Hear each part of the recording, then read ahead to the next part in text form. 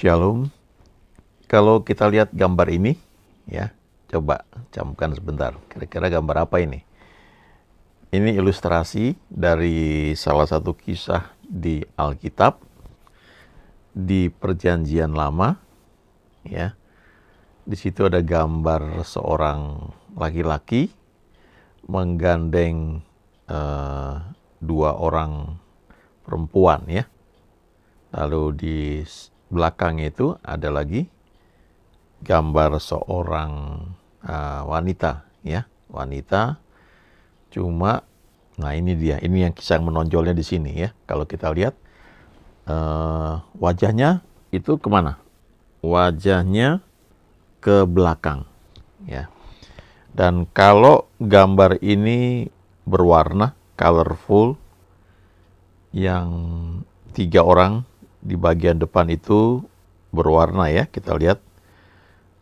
Tetapi yang belakang itu gambarnya tidak colorful, ya. Gambarnya putih, ya. Kira-kira ini gambar apa ini? Ya.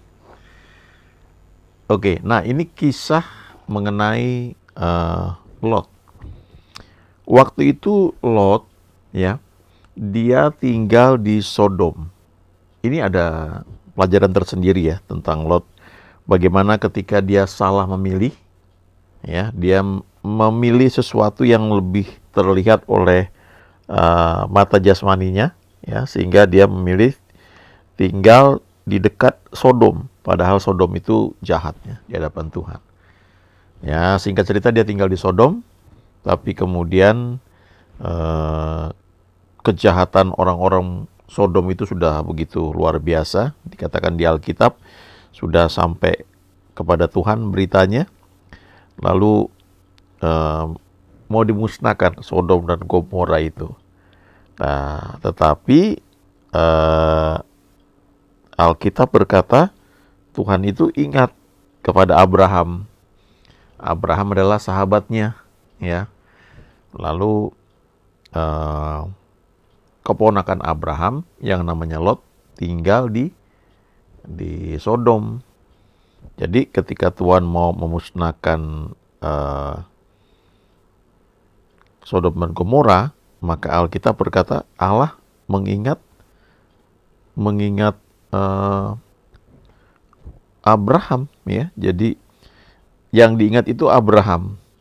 Karena Allah mengingat Abraham, maka Allah mengeluarkan Lot dan keluarganya dari sana, dari Sodom dan Gomora, supaya waktu Sodom dan Gomora dimusnahkan, ya, tidak hanya harta benda di sana dimusnahkan, tetapi orang-orangnya juga yang ada di situ, yang bejat itu sudah semuanya musnah. Lot dan keluarganya dapat diselamatkan, ya.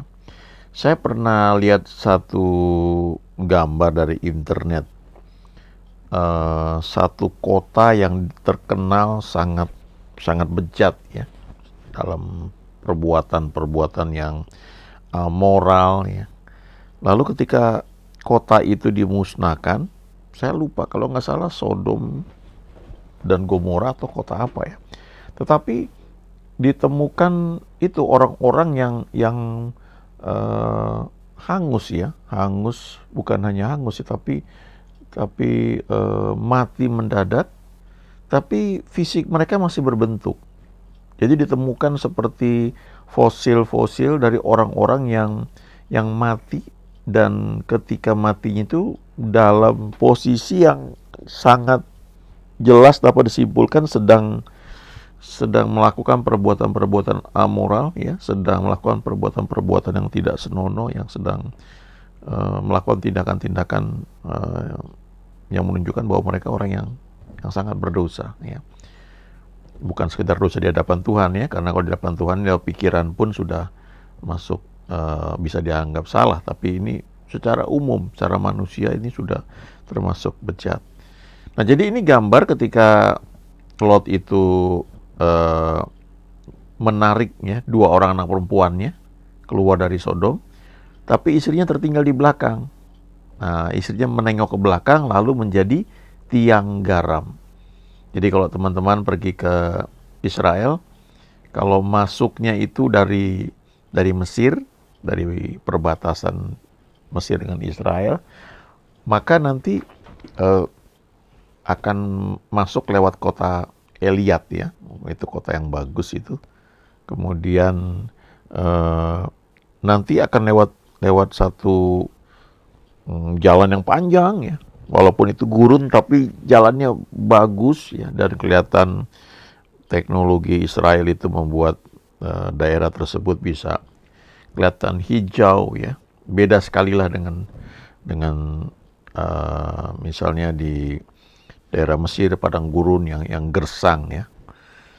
Nah, waktu lewat daerah tersebut nanti akan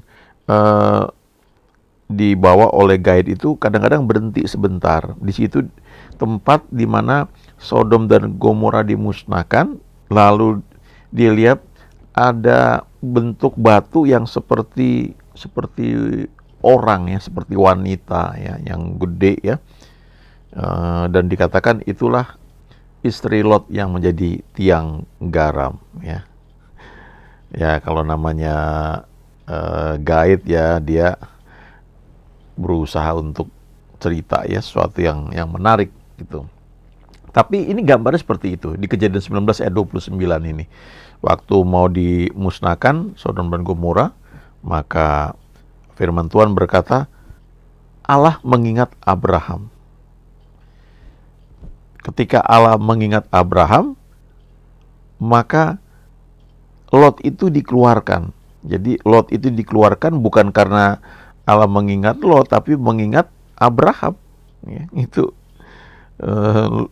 luar biasa itu, Kejadian 19 ayat 29. Saya bacakan ini ya. Demikianlah pada waktu Allah memusnahkan kota-kota di lembah Yordan dan menunggang balikan kota-kota kediaman Lot.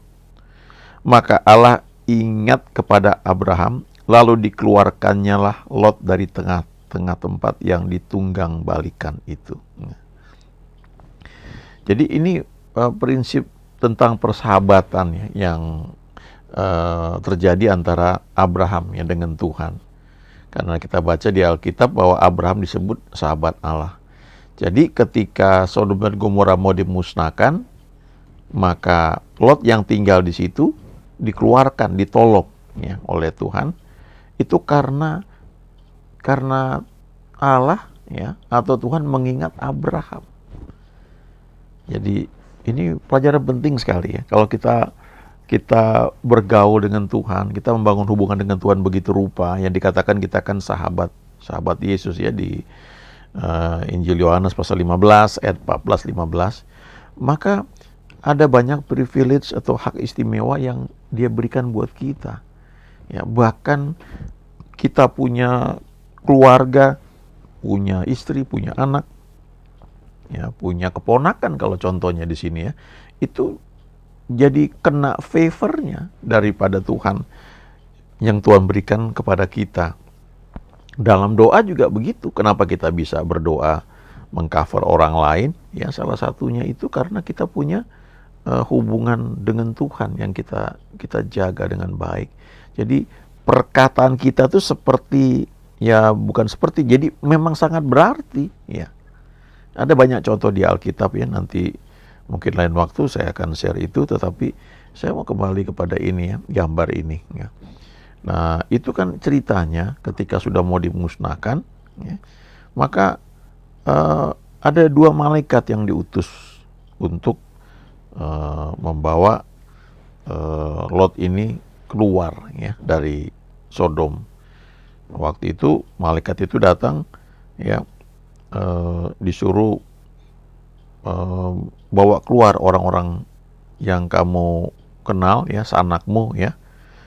Malaikat ini bertanya, siapakah kaummu yang ada di sini lagi? Menantu atau anakmu laki-laki, anakmu perempuan, atau siapa saja kaummu di kota ini, bawalah mereka keluar dari tempat ini. Sebab kami akan musnahkan tempat ini karena banyak keluh kesah orang tentang kota ini di hadapan Tuhan.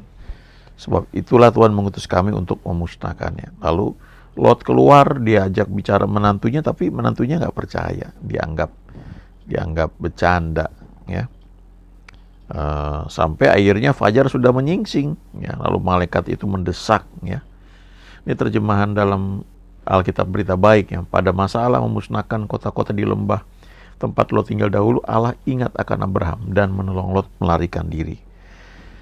Nah, caranya gimana? Ya, dua malaikat diutus, lalu malaikat ini bilang sama Lot, bangunlah, bawalah istrimu dan kedua anakmu yang ada di sini supaya engkau jangan mati lenyap karena kedurjanaan kota ini.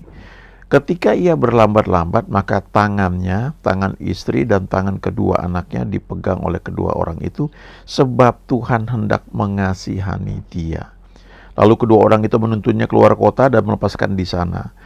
Lalu kalau kita baca pasal 19 dari kitab Kejadian ayat 17, sesudah kedua orang itu menuntun mereka sampai keluar, berkatalah seorang, larilah, selamatkanlah nyawamu, janganlah menoleh ke belakang. Dan janganlah berhenti dimanapun juga di lembah Yordan, larilah ke pegunungan supaya engkau jangan mati lenyap. Dan ketika malaikat ini berkata seperti itu, malaikatnya bilang, ayo cepat lari ke sana, ya, sebab aku tidak dapat berbuat apa-apa sebelum engkau sampai ke sana.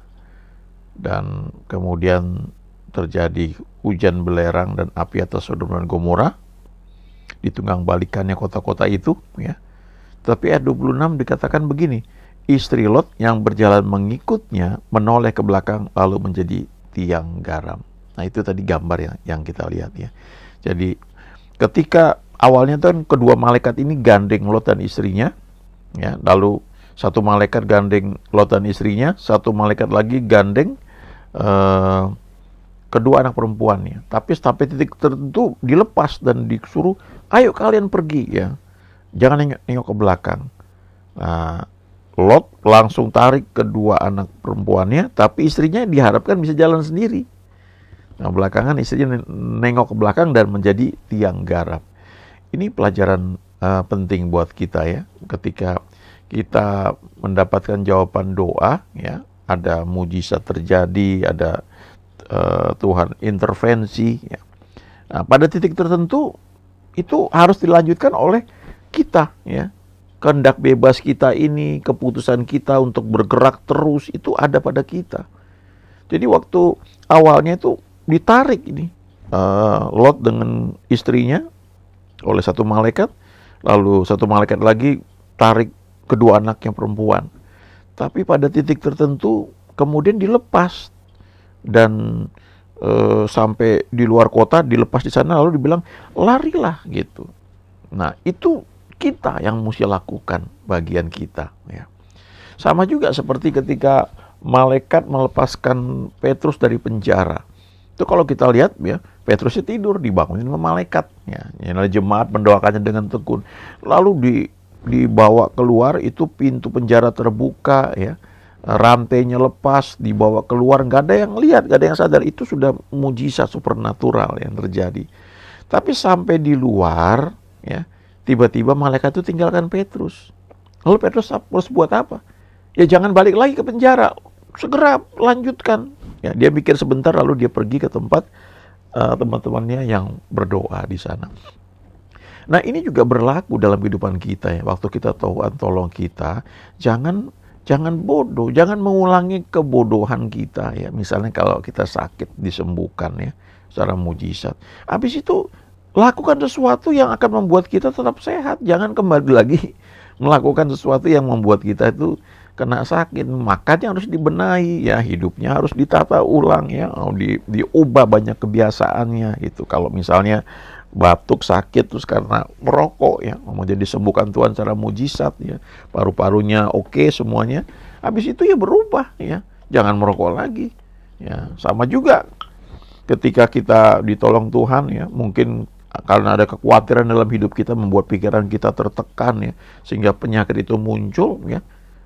Bisa macam-macam itu kan. Nah, setelah Tuhan sembuhkan, Tuhan tolong, jangan kembali lagi dengan cara pikir yang sama, ya. Jangan khawatir lagi, jangan, ada banyak hal yang mesti kita belajar persembahkan kepada Tuhan supaya kita nggak hidup dalam kekhawatiran. Itu bisa menyangkut keluarga kita, ya, suami kita, ya, istri kita, anak-anak kita. Ya, jangan jadi berhala dalam hidup kita, ya. Belajar percayakan mereka kepada Tuhan dan enjoy hubungan dengan Tuhan, dan kita akan menikmati yang terbaik yang Tuhan sediakan buat kita.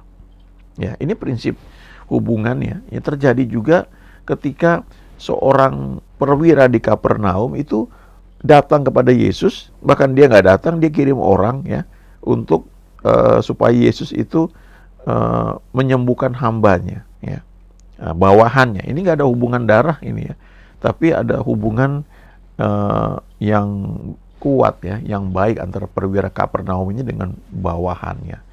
Ya tentunya ini karena perwira Kapernaum ini orang-orang yang baik ya, yang care, yang peduli sama anak-anak buahnya. Ya kalau kita jadi leader kita harus belajar itu care ya kepada orang-orang yang ada di bawah kita ya. Jangan masa bodoh, jangan dibiarin ya. Apalagi sengaja kita seperti lepas tangan kalau dia dalam masalah ya, atau kita malah menjerumuskannya ya. Nah, itu tidak seperti itu ya. Perwira Kapernaum ini justru ya, dia ini sadar dia bukan orang Israel ya, tapi dia tahu ada mujizat yang Yesus bisa buat ya, dia kirim orang untuk datang kepada Yesus dan dia bilang cuma katakan saja sepatah kata maka hambaku itu akan sembuh. Jadi imannya dia ini ya itu bisa menarik mujizat buat hambanya, buat bawahannya yang gak ada hubungan darah ya. Bayangkan ini luar biasa loh, kalau saya renungkan ini ada ya orang yang begitu care sampai dia itu punya iman untuk orang yang gak ada hubungan darah ini bisa sembuh ya karena iman dia ya. Ini prinsip yang bisa kita pakai ya kalau kita berdoa untuk orang lain ya. Kita mungkin bukan saudara kita ya, bukan anak kita, bukan orang tua kita, bukan suami atau istri kita, tapi mungkin orang yang ada di bawah koordinasi kita ya, kita punya belas kasihan ya. Iman kita itu bisa membuat orang itu sembuh ya. Dulu waktu saya kerja atau ketika di satu perusahaan ya, saya dapat kabar salah satu anggota security itu sakit ya.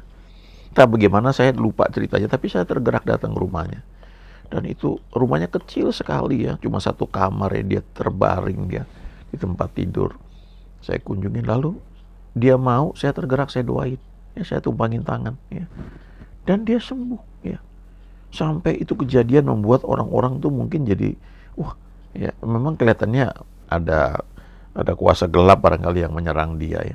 Besoknya itu ya begitu udah sembuh, itu kepala security di situ yang orang-orang penting lah ya, itu dia datang ke ruangan saya sampai kelihatan mau nyembah-nyembah gitu ya. Sejak itu dia jadi baik sekali sama saya. Tapi yang saya mau ceritakan adalah begini, ada power itu ya, itu bisa mengalir ketika kita punya satu care ya kepada orang yang mungkin kita kenal ya. Ya memang paling gampang itu kalau ada hubungan darah. Makanya perempuan Sirofenisia itu dia datang, dia bela anaknya di hadapan Yesus ya. Dibilang anjing ya, dibilang tidak dia, artinya termasuk diumpamakan seperti anjing yang sedang menantikan remah-remah roti yang jatuh dari meja tuannya. Ya, perempuan ini tetap bilang nggak apa-apa Tuhan, aku cukup remahnya saja. Ya, itu bisa menyembuhkan anakku. Nah, itu karena ada hubungan emosi ibunya dengan anaknya yang begitu kuat, sehingga ibunya ini mau lakukan apa saja ya, sehingga anaknya itu dapat disembuhkan. Dan itu menjadi saluran iman itu ya, kuasa Tuhan itu bekerja, ditarik dari Tuhan sepertinya ya, lewat perempuan Sirofenisia ini dan sampai kepada anaknya, dan anaknya disembuhkan saat itu juga ya. Iman itu tidak mengenal jarak ya. Iman itu soal trust ya, percaya pada kebenaran, pada truth ya. Jadi ada firman, ada the truth ya, yang rema berbicara kepada kita karena Roh Kudus menghidupkannya. Lalu bagian kita itu adalah trust, memutuskan untuk percaya. Nah, lalu bisa disalurkan ya, bisa buat diri kita, bisa buat orang lain ya, bisa buat anggota keluarga kita ya. Itu bisa menariknya. Jadi trust ini ya, keputusan untuk percaya yang menarik kebenaran itu ya, yang sudah menjadi iman tuh ditarik, disalurkan kepada orang yang membutuhkan ya. Kita bisa belajar menggunakan ayat-ayat ini dalam doa untuk mendoakan orang lain, dan kita akan melihat bahwa memang Tuhan kita Tuhan yang baik ya. God is good all the time. Amin.